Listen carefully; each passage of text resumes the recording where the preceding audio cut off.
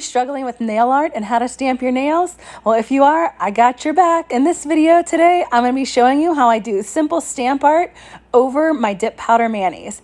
And anytime I'm using a dark color, which is most of the time in the winter and sometimes in the summer, I've started to use this liquid latex from Plum. I might be saying it wrong if I'm butchering the name. Oops. You can also get it in latex free. They do have a latex free formula, but since I don't have a latex allergy, I just use the regular latex kind. So I like to apply it right around my cuticles. This way, when I'm dipping, I don't get any of the color on my skin. And then once I'm done dipping, I just pull it off. And it's perfect for when you're doing any kind of nail art. You want to have your skin covered, especially with stamping, because some will get on your skin. When you're going through, you want to start with your dip powder first. And you do your dip like normal. For me, that starts with builder gel on the bottom, which I already have. And now I do 2 layers of this gorgeous plum color called Mystic Plum from Dipp'd. It is so perfect for fall. Since I do builder gel first, I only need to do 2 layers of color, and then I do a layer of clear over top. Now I've already buffed and filed my nails. I've activated so that we can jump right into the fun of the stamping. The very first thing that you want to do is you want to take some isopropyl alcohol and dehydrate your nails. You want to get all the dust off your nails from filing and shaping that you did on your dip powder nails after activating. For me, I like to use gel base and sticky base from Maniology. In this tutorial, I'm going to be using gel base because it's what I had out, and I actually really like using gels for stamping.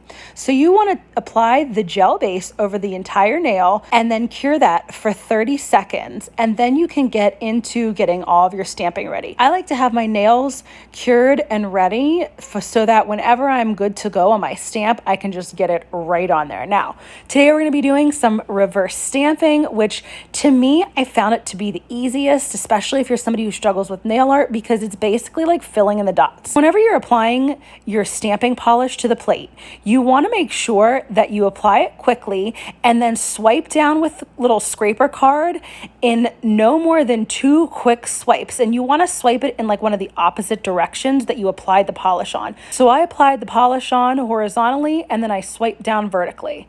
Now you can see I just very gently rolled the stamper over the image and it picked it all up, and then I took the scraper and got around the outsides.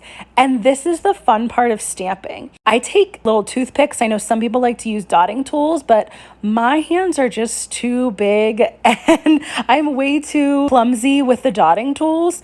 So I just take toothpicks and I apply some stamping polish on like a nail art palette, or here I'm just using a little tiny baggie.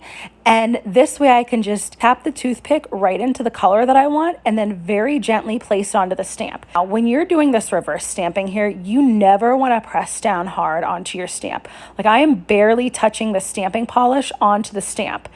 And this is because if you press too hard with either your dotting tool or your toothpick, you will accidentally pull up some of the stamp that's sitting there on the jelly stamper. So I wanted to do just like a pop of color for this fall mani. I wanted like some fall flowers. So you can see I just did I did a navy blue and a dark green over white.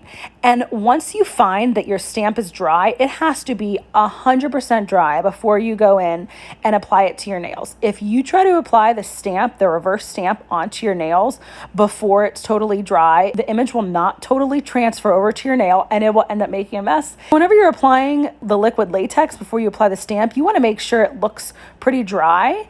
And then all you have to do is go in with the stamp and press it over, really squish it onto your nail right to where you want it. You can go in with pure acetone on some kind of like little nail brush or a nail art brush or a cleanup nail tool or some kind of little, I used to use even skinny eyeshadow brushes, skinny eyeliner brushes before I had these little nail cleanup tools, and you just wipe off all the excess. This way when you're ready to apply the top coat, you're not trying to get off any excess stamping that's all over your skin, kind of like I'm trying to do now.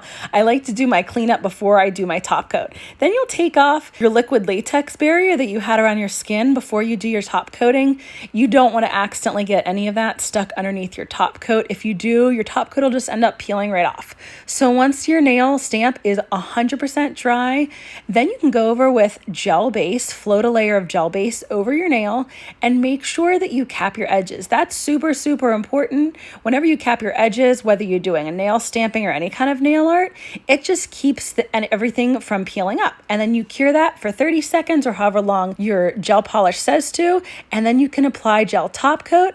Don't forget to subscribe if you want to learn more about easy nail art, and check out this next tutorial on some more beginner nail art. Thanks for joining me today, nail crew.